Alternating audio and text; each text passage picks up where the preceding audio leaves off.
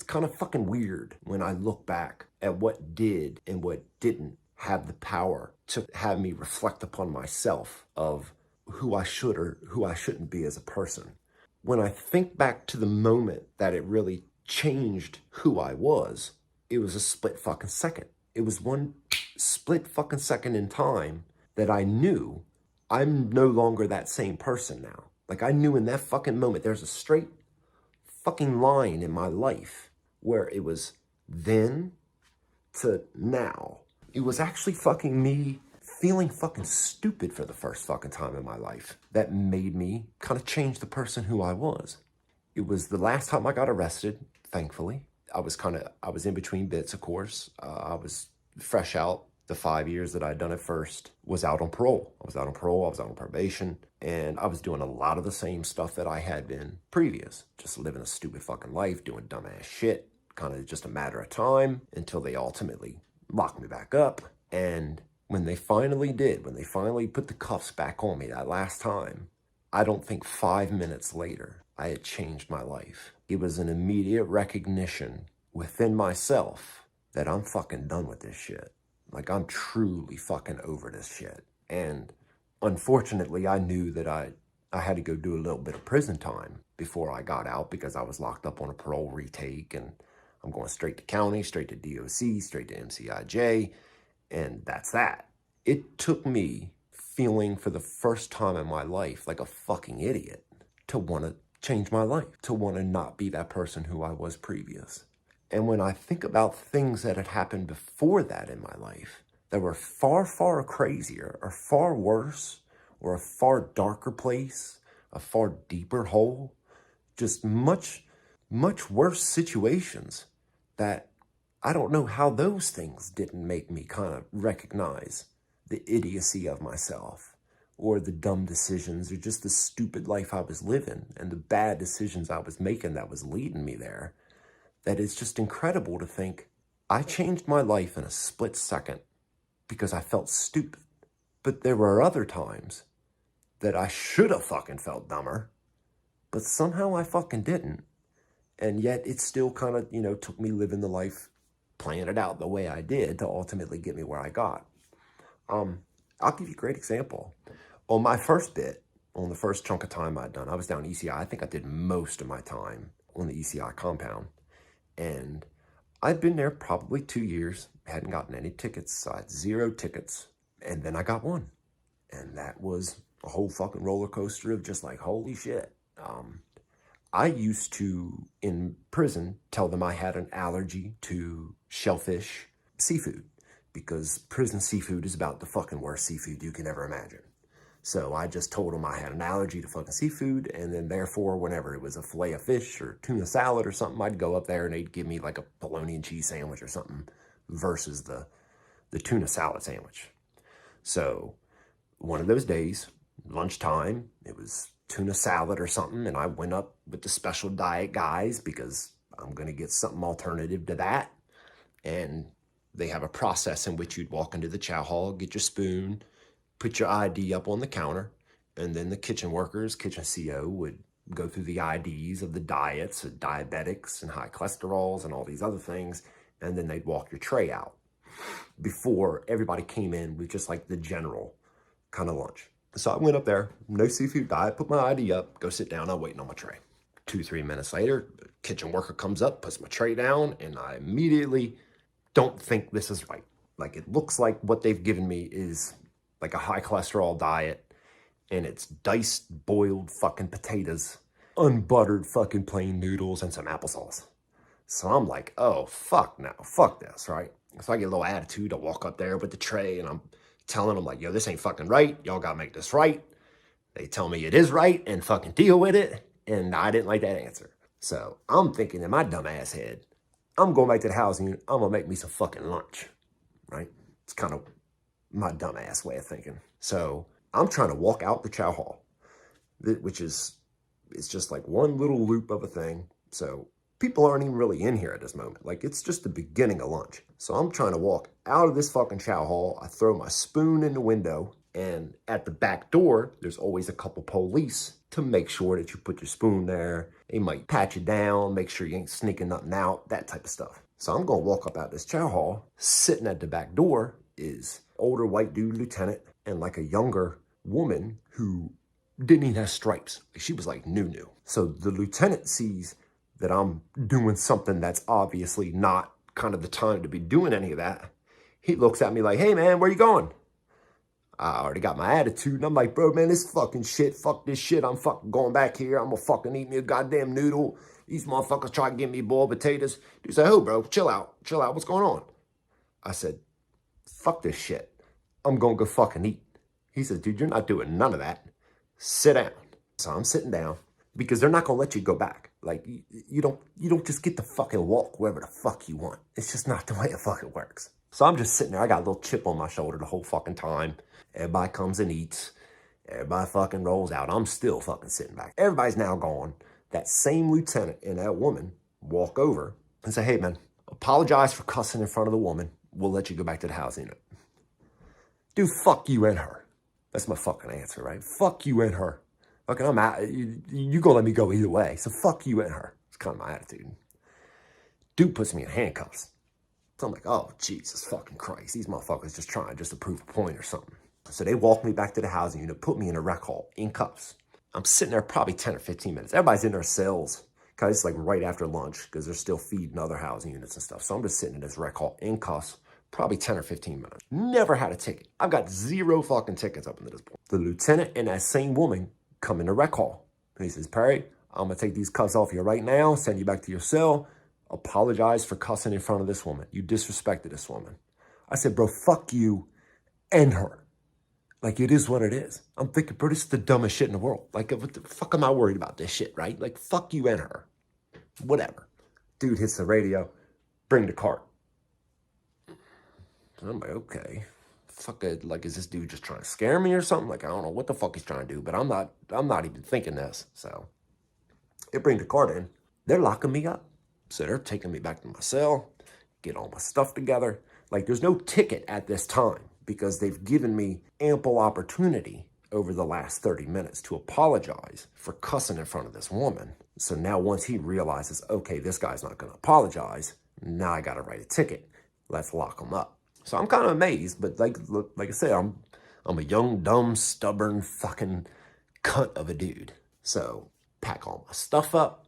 They sent me down housing unit 4. Now, I've never been down there. I had never been on lockup, never fucking had a ticket. So I'm not expecting any of this, right? So they take me down to the property room, put me in my fucking orange jumpsuit, check all my stuff in, kind of inventory all my stuff, walk me to my cell. I'm on housing unit 4B tier. I think it was cell 7 or 8 or something. It was downstairs on the right. Single cell on lockup.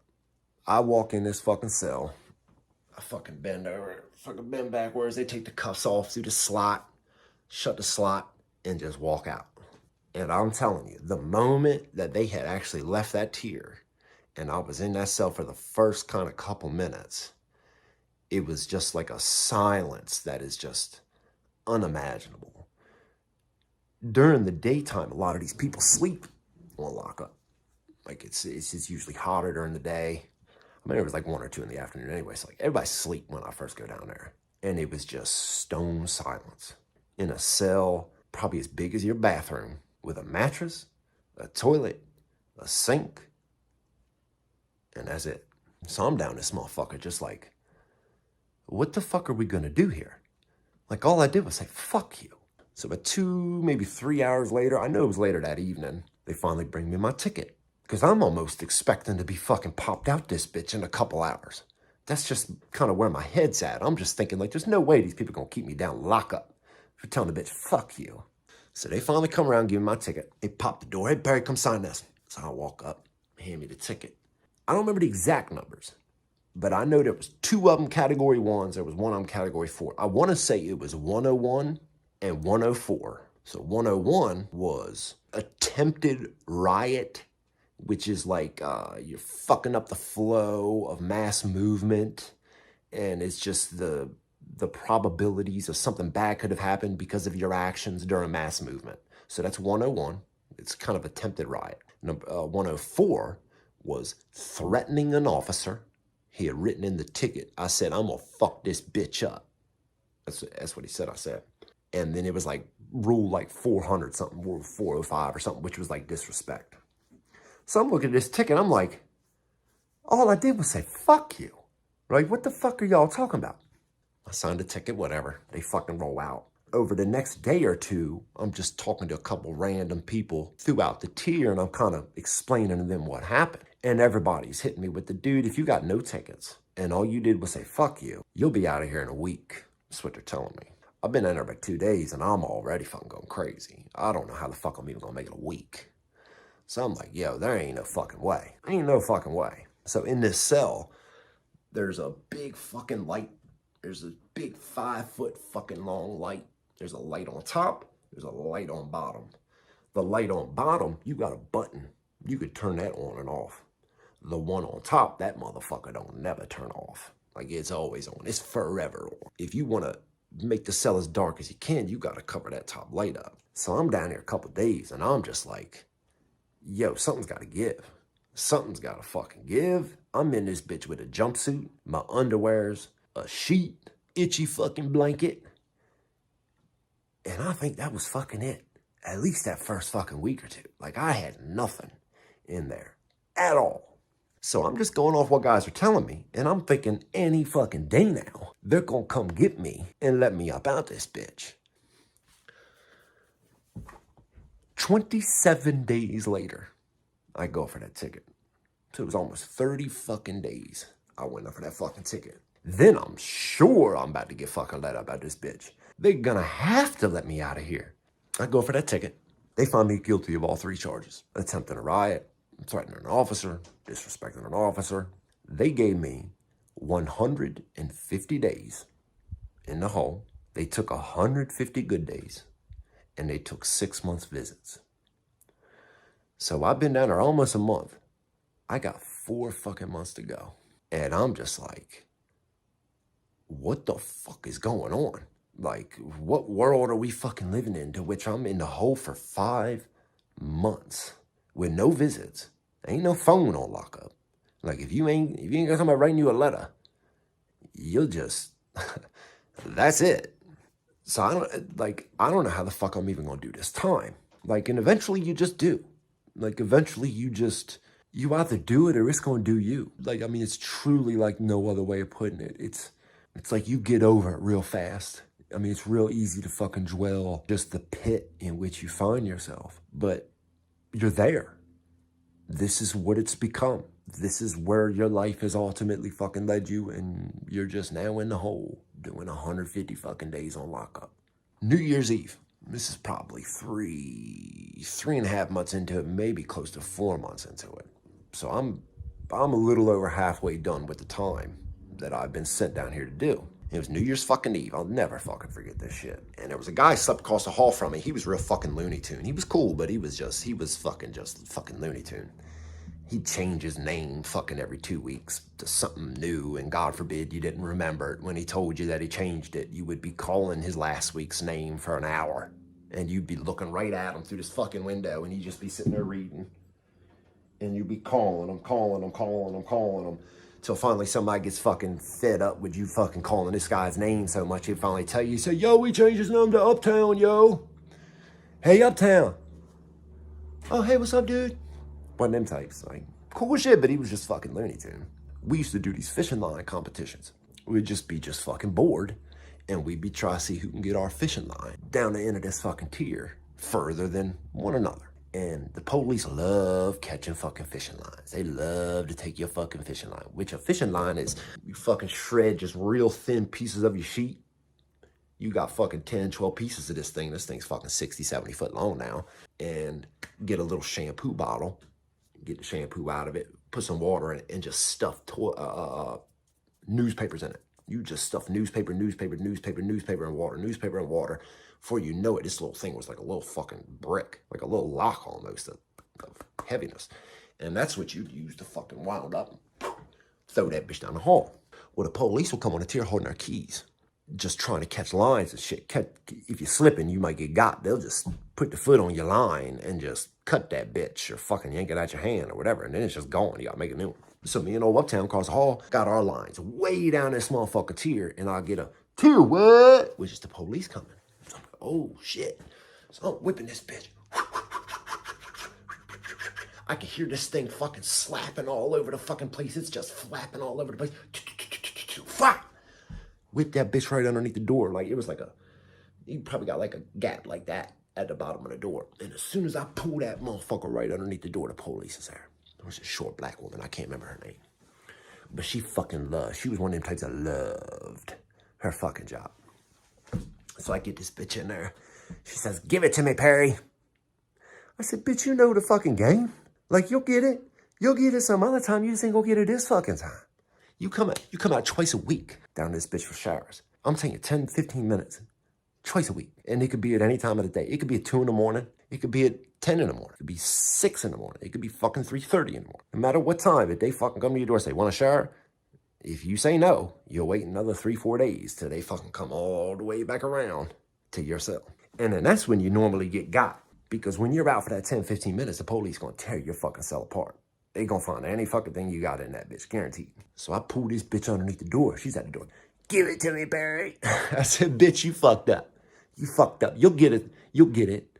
But today ain't the day. So she pops the slide on me. Thinking I'm gonna hand it over to her. I said, bitch, I'm not fucking giving it to you. Like, I'm not fucking giving it to you. Fucking eat shit. She says, Perry, give it to me. I said, bitch, I'll flush it down the toilet before I give it to you. She says, well, flush it down the toilet then. I said, bitch, you're not coming in here. Like, you ain't shown me no signs of you coming up in here yet. This bitch, my fucking word, pull her fucking mace out and set it right on the fucking slot. And this one, them big ones, had like a big handle. She fucking pulled a mace out on me. I'm thinking, there ain't no fucking way this bitch gonna mace me. She says, Perry, I will mace you if you don't give me that. I said, bitch, you won't do. I'm telling you, this bitch sprayed this thing for a solid 10, 12 seconds through that fucking slot. Got it all over me. Got it all over my cell, all over the walls, the ceilings. I immediately can't fucking breathe. I'm covering up. I'm fucking in the corner, fucking trying to hide from this shit. As soon as she got done, she fucking closed the slot, walked away. I swear to fucking God, I'm screaming. Fucking screaming I can't breathe. The only window that's in this cell is a fucking, probably 6x6 fucking square, seriously meshed metal fucking screen on there with 2 big fucking metal bars going down the middle of it. I'm just at it like fucking huffing and puffing. I'm telling you, I couldn't breathe. I didn't get no laundry enough for 2 weeks for that. She wrote me up for that. Says I threatened to kill her. Perry fucking got arguing with me about this fishing line. He says he's gonna get out here and kill me. So I got another 104, threatening an officer, and 40 something disrespecting an officer. So I got another ticket for that. I only had another month left on this original 150. So I go for that ticket. I'll tell you, another 3.5 weeks later, they fucking gave me another 150 and took another 150 good days and took another 6 months fucking visits. So I went down there originally telling the police, fuck you, over a tuna fish sandwich. Got 150 for that. Told another police, fuck you, bitch. You know the game. You'll get it fucking later. They gave me another 150. And it's consecutive. Ain't no concurrence. I got 300 fucking days in the hole. Single cell. 300 days in the cell. And I promise you, you don't want a cell buddy on lockup. You would much rather do 300 days in the hole by yourself than you would with rolling the dice of who they could fucking bring in that cell with you. I promise you, you end up having to kill somebody. On that 300 I did, I tell you, I think 280. I used to make a mark on that long light. That long light, every night before I went to bed, I'd make a mark. By the time I come off that bitch, I had line marks that goddamn long. I had a line of fucking marks that goddamn fucking long by the time I come out that bitch. I had to come out that bitch looking like I had AIDS. Fucking hadn't felt the sun on my skin in almost a year. Hadn't shaved in a year. I'm 42, I can't fucking grow a goddamn beard. But this is 2021. I had fucking wild ass motherfucking hairs. I'll tell you, 7, 8 inches long, something. Just these wild fucking long ass hairs. But I tell you, dude, I did almost 300 days in the hole. Come out sometimes not for a week or two, with no phone, with no visits, with no nothing. I'm saying Christmas, Thanksgiving. I wasn't down there for a birthday. I want to say I come out right before my 21st birthday, I believe, or it was right before my 22nd. But I did fucking almost 300 goddamn days in that bitch. And it's enough to drive you crazy. I'll tell you, in that 300 days, I saw 2 men hung themselves. One of them was right across the hall, a couple cells down from me. He hadn't been down there 2 weeks. He just couldn't take it. And I'm not trying to sound mentally stronger than anybody else, because there's people down there who'd done far longer time than I'll ever do. There was people down there when I was there. When I got there, there were the same people there when I left. And I'll tell you, there's some people you'd imagine probably still down there this day, just because it's easier for some people just to do time like that. I mean, it kind of is what it is. Dude, I think back of some of them days, the boy who slept in the cell next to me, we called him Pokemon. He was from like Pokemoke City or something. But he wasn't much older than me at the time. I think he was about 23 or 24. And that boy in that cell next to me passed his fucking kidney stones in that cell. And it took him 2 days. And I'm telling you, thankfully, fortunately, I haven't had to deal with that, and I pray I don't. But that boy cried in a cry that I couldn't ever even explain to you, in a sense of pain, passing them kidney stones. They gave that boy ibuprofen. Fucking ibuprofen. Passing fucking kidney stones. That boy cried for 2 days in a cell next to me. And we shared a wall, so like, if you're looking at the cells, and you had 2 doors like this, they both open like that, there'd be a wall that would go in between. And like I said, we had a gap kind of like this underneath the door. We would lay right there at the bottom of this fucking door and play pinochle out on the tier. Like, we would have our cards on the tier, under the door, both cheating like a motherfucker. It's ridiculous. But I think that didn't even make me reevaluate my life. Hadn't thought for a second of just, hey man, let's kind of get off this path and maybe let's try and do something else with our lives. And like, it never occurred to me. It never occurred to me.